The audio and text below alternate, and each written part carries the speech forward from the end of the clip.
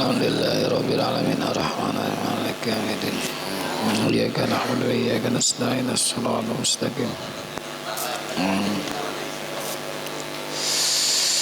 Ya Rabbi bil Mustafa balligh maqasidana waghfir lana ma madha ya wasi'al karami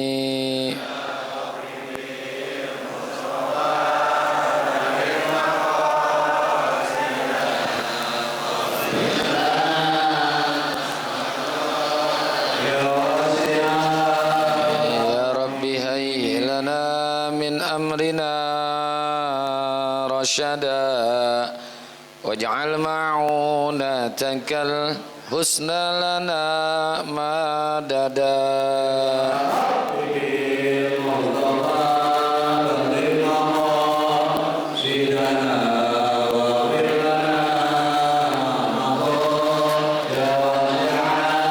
wala takilna ila tadbiri anfusina fan-nafsu ta'jizu an islahi ma fasada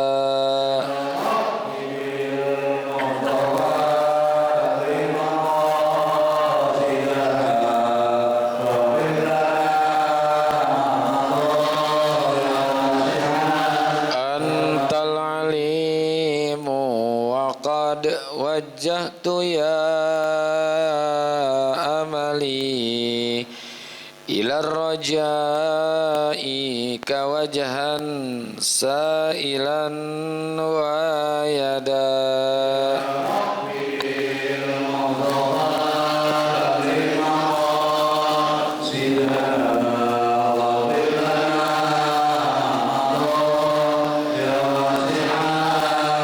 walir rajai thawabun anta ta'lamuhu faj'al sawabi dawa masitri li abada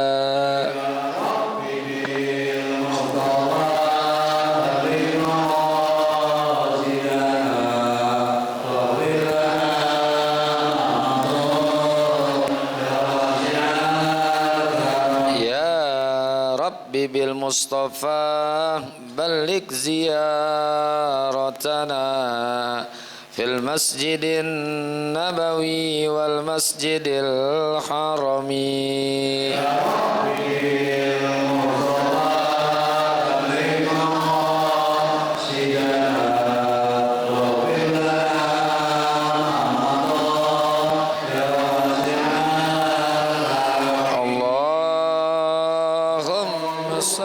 sallim wa barik alaihi. Bismillahirrahmanirrahim.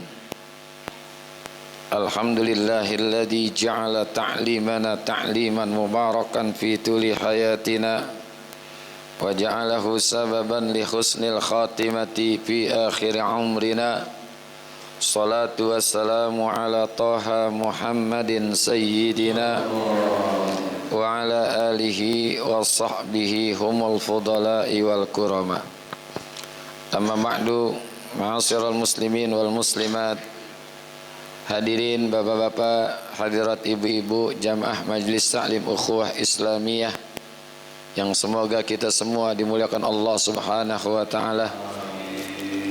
Bil khusus pada guru-guru kita Bapak Kiai Haji Dr. Andes Muhammad Ja'far, Bapak Kiai Haji Zulfa Mustafa Muqarrab bin Yusuf, Al-Ustadz Zidan, Ustadz Abdul Hamid Mustafa Al-Hafid, Bapak Haji Basrain, Bapak Haji Muhammad Tahir dan segenap pengurus Musallah Nurus Salam, Ustadz Danil Abadi yang semoga semua dimuliakan Allah subhanahu wa ta'ala. Syukur alhamdulillah pada pagi hari ini Allah masih berikan kita karunia nikmat Islam, iman, hidayah, taufik, sehat, afiat, sehingga masih bisa hadir di tempat yang mulia ini dalam rangka thalabul ilmi. Harapan dan doa kita bersama mudah-mudahan hadirnya kita mendapatkan ilmu yang manfaat, ridha dan inayat, sehat, afiat dalam ibadat. Allah memberikan kepada kita selamat dari alam dunia sampai alam akhirat. wa bis sanadil muttasili ilal imami muhaddisi rahimahullahu ta'ala wa adaman naf'a bihi wa bi barakati ulumihi wa bikum fid daraini amin. Qala radhiyallahu ankum fa akhbirni anil imani qala an tu'mina billahi wa malaikatihi wa kutubihi wa rusulihi wal yaumil akhiri wa tu'mina bil qadari khairihi wa syarrihi. Qala sadaqta. Fa akhbirni anil iman, maka beritakanlah kepadaku tentang iman. Jadi orang yang datang ini kembali bertanya kepada Rasulullah tentang iman, kemarin tentang Islam. Apa yang dimaksud dengan iman? Iman itu bukan sekedar kita percaya. Memang secara lughah iman itu artinya percaya. Namun itu belum masuk kepada istilah iman secara istilahi. Makanya ulama memberikan definisi, inilah yang bersesuaian nih.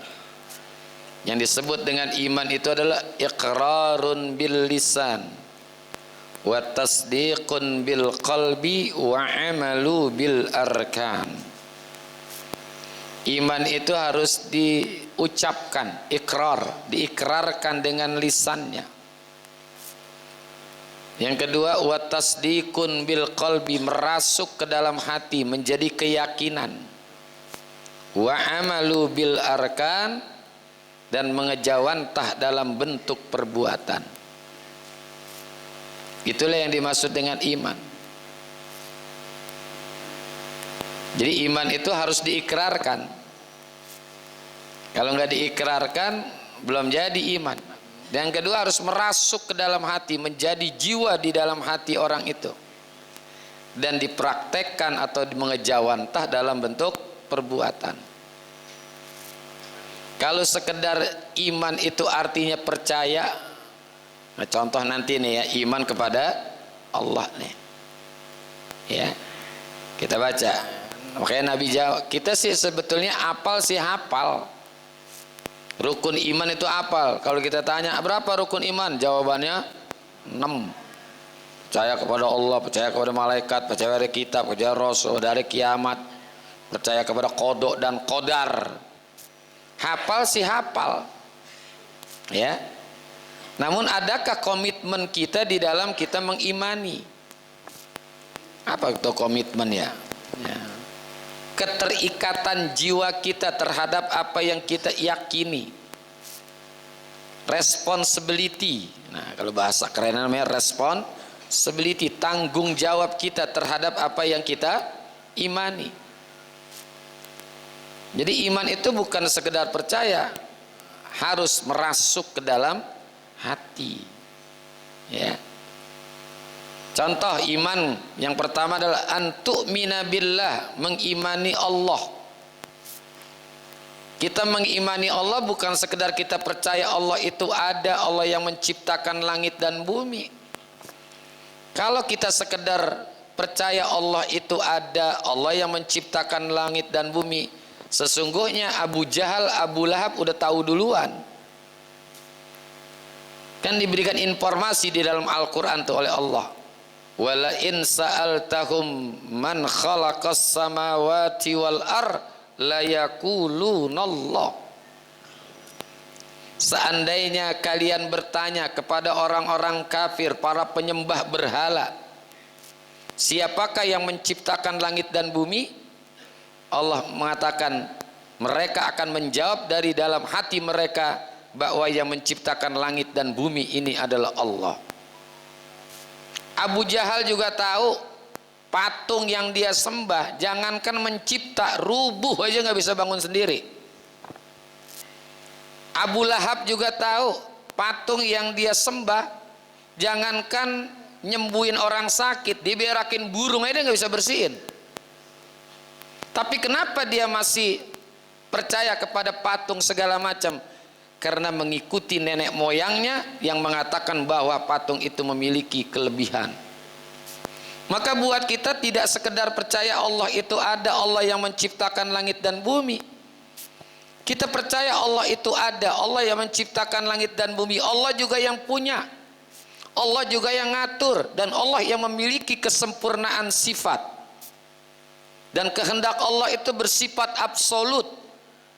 Apapun yang terjadi, apapun yang ada, tidak pernah bergantung kepada apapun dan juga pernah bergantung kepada siapapun.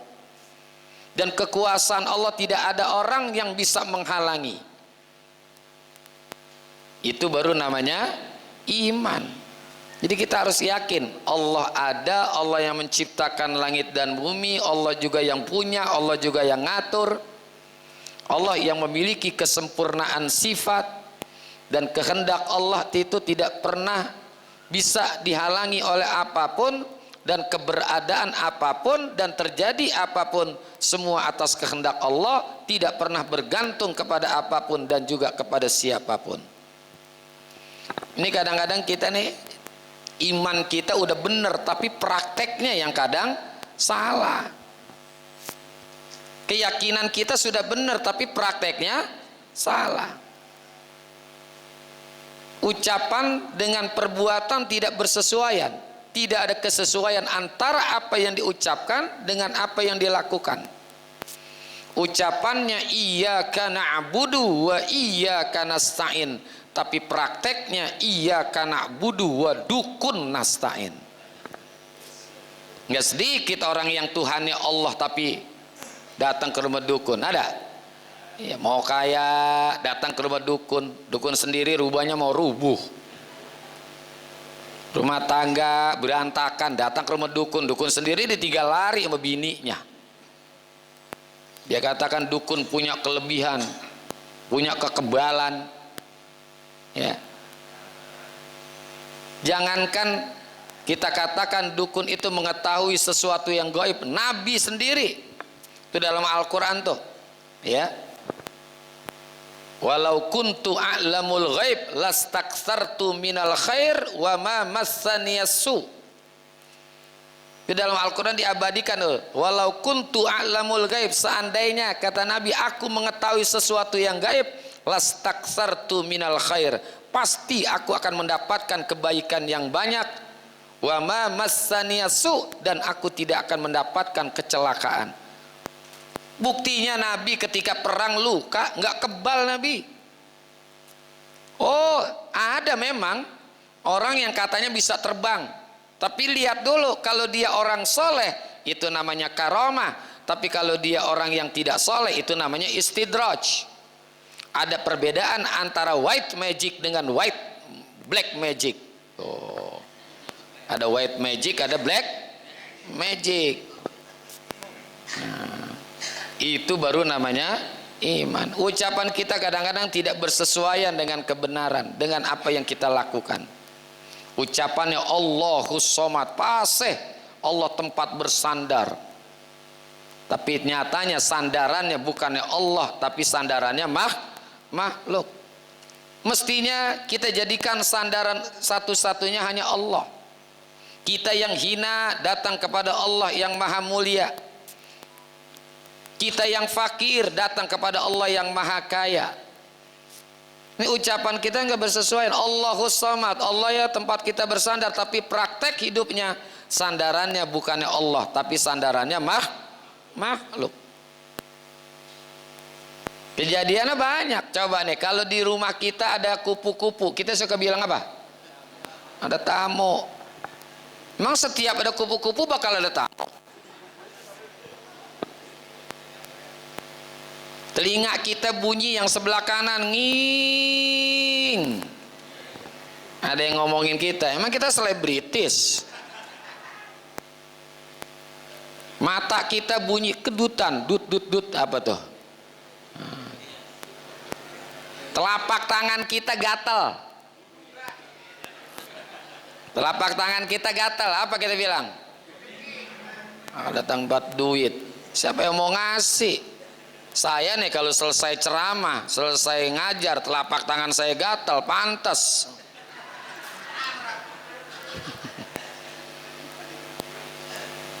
Kalau ada orang mau ngawinin, tenda udah dipasang, prasmanan udah disiapin, kursi udah diatur rapi, udah siap. Ternyata di atas mendung, hatinya kecil nggak? Kecil ya, hujan denih. Dia menganggap dengan adanya mendung itu akan turun hujan. Padahal belum tentu. Hujan itu nggak mesti mendung, bisa. Wa yunazzilul ghaitsa, Allah yang menurunkan hujan. Udah gitu ada yang teriak lagi, kuru kuru kuru kuru kuru kuru. Marah apa enggak? Marah. Emang kenapa marah? Emang gara-gara kuruk-kuruk bisa turun hujan?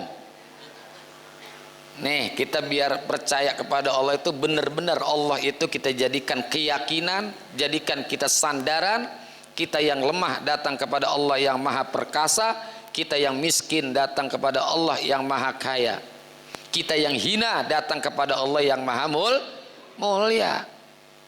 Jangan dukun diandelin, dikit-dikit dukun. Apalagi sekarang lagi rame dukun, Gus Samsudin. Waduh.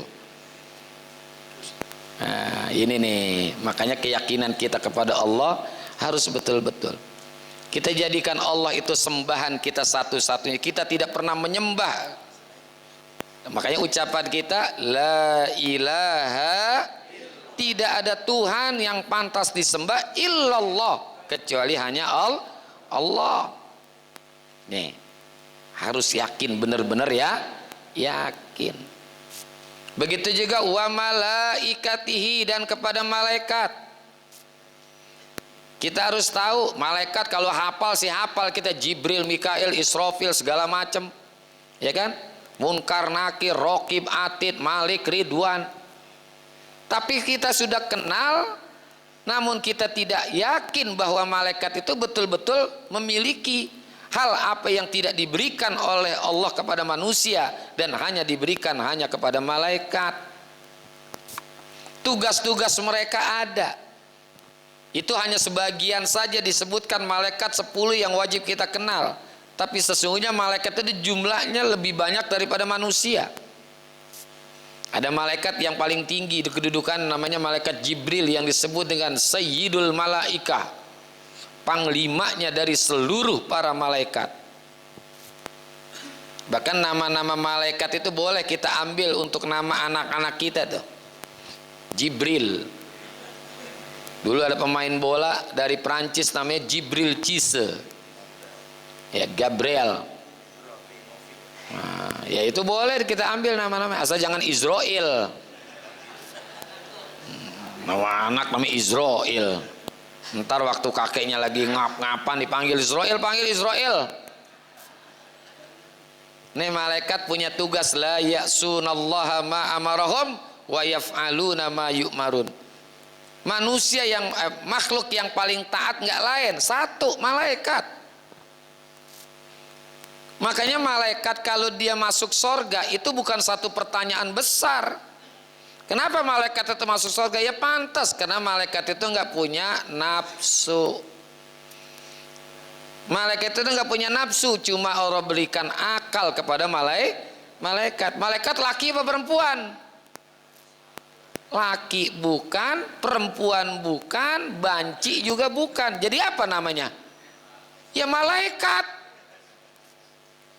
Jangan disebut malaikatun, itu mah isimnya isim muannas. Ya isim muannas.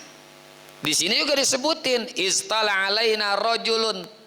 Tiba-tiba datang kepada kami laki-laki. Ini bukan dalam arti malaikat laki-laki. Jadi laki bukan, perempuan bukan, banci juga bukan. Jadi apa namanya? Malaikat, udah titik. Tuh. Ini kita harus yakin nih. Yang pertama adalah keyakinan kita kepada Allah. Balik lagi kepada Allah nih. Kita yakin Allah itu ada. Namun keberadaan adanya Allah di mana? Nah, ini harus tahu nih. Allah itu ada di mana? Orang suka bilang Allah ada di mana-mana. Nah, Tuhan ada di mana? Ini jawaban salah. Tuhan ada di mana? Mana? Kalau Tuhan ada di mana-mana, sama kita. Sekarang kita lagi di masjid, ntar kita pulang di rumah ntar ada di kamar mandi, pindah lagi ke tempat nonton TV, pindah lagi ke WC, pindah lagi ke dapur. Itu namanya ada di mana-mana. Gimana yang di atas aja dah. Nah, ini lagi nih. Gimana yang di atas? Dianggap Allah itu adanya di atas. Padahal kita tidak boleh menisbahkan Allah itu ada satu tempat. Karena Allah itu tidak membutuhkan ruang dan waktu. Kapan Allah ada? Nah, ini juga pertanyaan lagi. Nggak usah dijawab. Karena pertanyaannya udah salah, apalagi jawabannya. Di mana Allah? Nggak usah dijawab. Berapa Allah? Nggak usah dijawab. Bagaimana Allah? Nggak usah dijawab. Karena pertanyaan-pertanyaan itu merupakan pertanyaan yang salah. Kalaupun kita mau jawab, boleh. Tapi itu pun belum sampai kepada titik kebenaran. Kapan Allah ada? Kita jawab aja. Tapi belum sampai kepada titik kebenaran. Allah itu ada sebelum kata-kata ada itu ada, dan Allah akan tetap ada sampai kata-kata ada sudah tidak ada. Puyang-puyang dulu. Allah itu ada sebelum kata-kata ada itu ada, dan Allah akan tetap ada sampai kata-kata ada sudah tidak ada. Itu pun jawabannya belum sampai kepada kebenaran. Itu jawaban orang-orang filsafat, ya. Itu berarti dibatasi oleh sesuatu yang disebut dengan namanya ada. Masih dibatasi. Allah nggak terbatas karena sifatnya bersifat absolut. Di mana Allah ada? Jangan kita jawab Allah ada di mana-mana, Allah ada di atas. Karena Allah tadi saya katakan Allah itu tidak membutuhkan ruang dan waktu. Nggak membutuhkan ruang. Tapi bagaimana kita jawab? Allah meliputi segala sesuatu. Itu yang benar. Allah meliputi segala sesuatu. Dan Allah tidak pernah diliputi oleh sesuatu. Kalau kita nih diliputi oleh sesuatu. Sekarang nih sekarang kita nih diliputi oleh masjid. Ya. Memang kalau belajar ilmu kalam agak susah. Pokoknya jangan kita jawab udah pertanyaan kayak gitu mau. Allah ada di atas. Loh, gimana di atas? Itu kalau kita baca doa mata kita nengok ke atas. Itu bukan dalam arti Allah itu lagi ada di atas. Itu cuma lambang ketinggian dan kedudukan Allah. Bukan dalam arti Allah itu ada di atas. Kayak orang ngomong gini, enak banget tuh yang lagi punya jabatan duduk di atas. Emang lurah, camat, presiden, gubernur lagi duduk di atas? Enggak, itu lambang kedudukannya saja. Bukan dalam arti mereka itu ada lagi di atas. Begitu juga Allah. Nih, harus hati-hati ya. Harus hati-hati. Pokoknya kita yakin Allah itu ada. Udah titik udah. Kita ya jadikan keyakinan. Dan juga mengejawantah dalam bentuk perbuatan. Jangan dicampurkan tuh akidah kita dengan sesuatu yang sifatnya syirik. Innalladzina amanu walam yalbisu imanahum bizulmin. Janganlah orang-orang yang beriman itu menyampuri sesuatu yang dia sudah imani dengan sesuatu yang bersifatnya zalim, maknanya kufur. Wa hum muhtadun, dan mereka itulah orang yang mendapatkan hidayah. Termasuk juga malaikat, ya. Kita imani itu malaikat. Kita yakini kepercayaan dan adanya itu bahwa malaikat itu betul-betul ada, tugas-tugasnya perlu kita tahu. Malaikat ini, malaikat ini, malaikat ini, kita harus tahu tuh. Ya. Jadi jumlah malaikat itu jangan kita batasi hanya 10 saja, tapi bahkan lebih daripada yang diwajibkan untuk kita menghafalnya. Dan sifat malaikat la ya'sunallaha ma amarahum wa yaf'aluna ma yu'marun. Tidak pernah melakukan perbuatan maksiat, artinya melanggar aturan-aturan Allah dan selalu mengikuti apa yang Allah perintahkan. Maka tadi saya katakan wajar kalau malaikat itu masuk sorga, karena malaikat hanya diberikan akal saja tapi tidak diberikan nafsu. Sementara kita nih akal ada, nafsu juga ada. Sehingga karena manusia itu ada akalnya, ada nafsunya, masuk di dalam diri manusia itu naluri. Nalurinya 4. Naluri bahimiyah, naluri sabu'iyah, naluri syaitoniyah, naluri rabbaniyah. Naluri bahimia, naluri kebinatangan. Naluri binatang nih, pada diri manusia ada naluri binatang. Ini kan ada dalam kitab Maraqil Ubudiyah Syekh Nawawi Al-Bantani, syarah daripada Bidayatul Hidayah. Naluri bahimia, naluri binatang. Makanya kita jangan tersinggung banget kalau kita disebut dengan sebutan nama binatang. Anjing loh, monyet loh, bajingan loh, bangsat loh. Nah, emang itu ada semuanya, ada semua ya. Disebut monyet loh, ada pada diri manusia itu naluri monyet. Naluri monyet. Mana naluri monyet? Dia kalau dalam urusan makan rakus ya, dalam urusan makan rakus, dan dia nggak pernah bagi kepada teman-temannya, nggak pernah tuh ya, bagi teman-teman enggak. Makanya kita kalau lemparin pisang pergi ke kebun binatang, coba dah kita lemparin pisang satu, cep, ditangkap tangan kanan, lempar lagi tangkap tangan kiri, lempar lagi tangkap kaki kanan, lempar lagi tangkap kaki kiri, kita lempar lagi, kalau dia kagak nyungsep ditangkap mulutnya. Emang dibagi teman-temannya? Enggak, ternyata ada tuh pada diri kita nih. Ini kalau kita datang ke masjid, bapak-bapak khusus ini hari Jumat.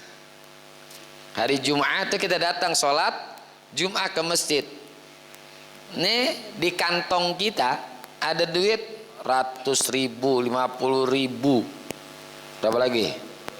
20.000, 10.000. Yang 5.000 ada di dompet.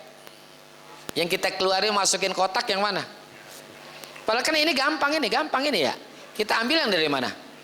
Dompet yang 5.000. Tuh, manusia ada yang kayak gitu gak? Ada nggak? Ada. Itu naluri monyet. Ada naluri babi. Babi itu kalau dalam urusan makan jorok. Ya, dalam urusan makan jorok. Dia kan nggak punya leher. Babi itu nggak punya leher, ya. Makanya nyembelih babi itu susah. Ya kagak ada lehernya. Dia kalau lagi mau makan tuh moncongnya masuknya ke dalam got. Dia nggak peduli apa yang dia sedot, mau plastik, karet, kawat, apa aja. Manusia juga ada yang punya naluri babi dalam urusan mencari rezeki, nggak peduli halal, nggak peduli haram. Kita udah bilangin, Pak, Bu, itu bunga bank itu kan haram. Jawabannya enak banget, baru kata bunganya, batangnya gue telen. Wah, ada nggak begitu? Ada. Naluri anjing, ada. Pokoknya semua naluri, termasuk bangsat. Ini bangsat. Ini yang pernah duduk di pesantren, kalau hari libur itu hari Jumat atau hari Ahad, dulu tahun 89 90 ya. Saya pesantren itu anak-anak santri suka ngeluarin kasur. Kasurnya dulu bukan zaman sekarang. Kasur kapuk yang ada jahitannya masuk ke dalam. Itu di jahitannya suka ada binatang yang suka mengganggu kita dalam keadaan tidur. Binatangnya tadi namanya tumbila. Tumbila masih mending, ini bangsat. Makanya orang-orang yang suka mengganggu ketentraman orang lain, mengganggu kedamaian orang lain, mengganggu ketenangan orang lain, yang diganggu bakal marah. Dan dia akan menyebut kepada si pengganggunya dengan sebutan bangsat lo, bajingan. Tuh, ada nggak bajingan? bajingan. Kalau bajing nggak disebut, tapi ini disebut bajingan. Kalau bajing karena masih mending. Bajing itu cuman makan kelapa, tapi kalau bajingan pohon-pohonnya itu namanya bajingan. Manusia kabel, dimakan semen, dimakan kolar, dimakan, betul nggak? Tuh, masya Allah. Nih makanya ada naluri bahimiyah, naluri kebinatangan. Bahkan ada binatang yang manusia yang lebih binatang dari binatang. Ada, ya. Nih kalau kita ngelihat kucing kawin, kita apain? Kita apain? Bu, kucing lagi kawin, kita apain, Bu? Siram. Ibu sama bapak mau nggak lagi kawin disiram? Lah kucing itu dia kalau lagi kawin kenapa kita siram? Berisik. Itulah kucing. Kalau kawin berisik, beranaknya diem. Beda sama manusia. Beranaknya berisik, kawinnya tuh. Jadi jangan pernah kita omelin tuh ada kucing kawin di loteng di mana aja. Ya itulah kucing. Ya. Nih, ada naluri bahimia, ada naluri sabu'iyah, naluri buas, naluri kebuasan. Manusia ada yang lebih buas dari binatang buas. Kalau binatang buas dia buas sih jangan kita tanya, kenapa dia buas? Emang dia binatang buas. Tapi yang harus kita pertanyakan, kenapa manusia itu buas padahal manusia itu bukan binatang buas. Ini di depan saya nih ada kangkung, ada daging, ada uang, duit. Kita panggil kambing, mana yang diparanin sama kambing? Kangkung, pasti dia makan kangkung, gak bakalan dia makan daging. Kita panggil singa, mana yang diparanin? Daging, karena dia gak mungkin makan kangkung. Kita panggil manusia, mana yang diparanin? Kangkung, diambil, daging, duit. Tuh manusia kan lebih buas daripada binatang buas. Makanya pantas Allah sebut alhaakumut. Sampai kapan tuh manusia ngumpulin harta? Hatta zurtumul, tuh sampai masuk ke kuburan baru berhenti dah. Makanya sering-sering juga Pak, kadang-kadang kita nonton tuh dunia binatang, namanya National Geographic. Di TV itu ada tuh acara National Geographic tuh, ya. Itu membicarakan, menceritakan, menampilkan tentang masalah binatang. Mestinya ini tugas kita. Karena Allah firmankan inna fi khalqis samawati wal ar wa ikhtilafil laili wan nahar la ayatil liulil albab. Tugas kita sebetulnya, tapi lihat tuh orang barat. Dia tuh di gurun, di Amazon bukan sehari dua hari, berbulan-bulan hanya sekedar ingin meneliti perilaku binatang dan juga tumbuh-tumbuhan. Itu pernah saya lihat tuh ada dia pasang kamera di depan satu lobang, yang di lobang itu ternyata ada ular yang ganas, namanya reptile snakes. Reptile snake itu yang buntutnya diletakkan situ kamera, dilihat itu berhari-hari. Itu ketika ada seekor tikus lewat, dicaplok sama tuh ular, dicaplok sama ular reptile snake tadi. Dan kata yang nyorot itu, yang bikin film itu, ternyata kata dia, nih yang namanya ular reptile snake makan satu ekor tikus itu, kalau dia nggak ketemu lagi makanan yang lain, cukup itu tikus dimakan untuk 3 bulan. Untuk 3 bulan. Lah manusia bukan 3 bulan, hatta zurtumul.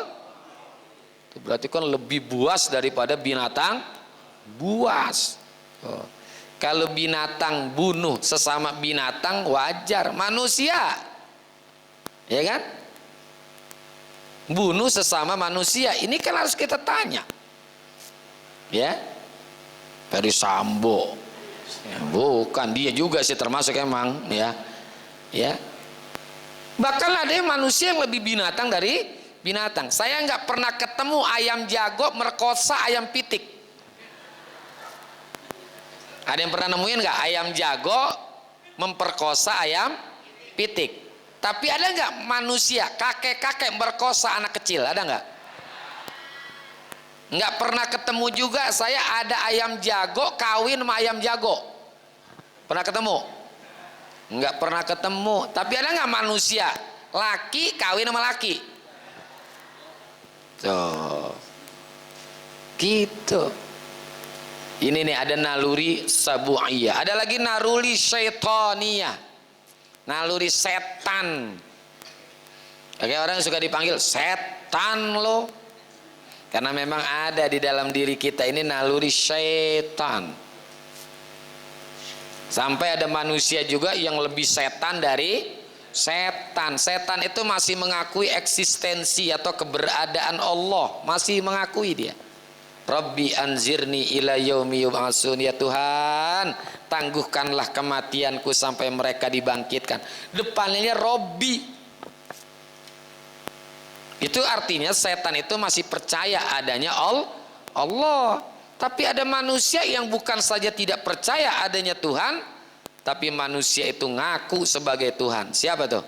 Fir'aun ya. Itu manusia yang lebih bejat daripada setan. Sebejat-bejatnya manusia dia dah.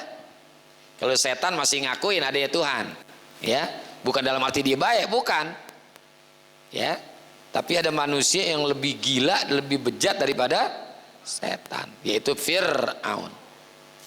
Saya bukan alhamdulillah sih, saya pernah ngelihat Fir'aun kemarin tanggal 2002 ya. Saya sempat ke sana ke Mesir waktu tahun 2018, masih di Tahrir. Saya juga ke sana juga waktu sama istri, diajak sama kawan, mau ngelihat Firaun nggak? Bayar nggak? Bayar. Berapa? $15.